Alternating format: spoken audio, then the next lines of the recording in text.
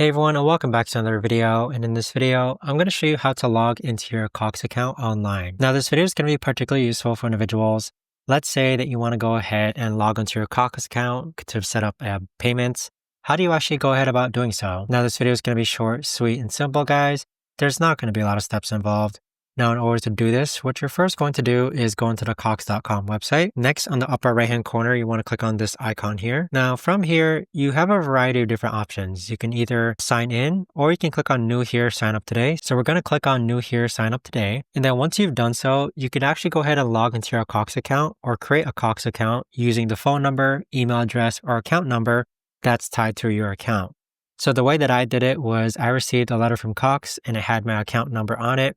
So if you click on account number, you simply just need to enter your account number and the last 4 digits of your social security number and then click on lookup account. But there you have it, guys. That right there is the best and easiest way that I know of to actually go ahead and log into your Cox account online. If you guys know of a better or easier way to actually do this, let me know in the comments down below. I would love to know. Thanks so much for watching, everyone, and I'll see you guys all in the next video.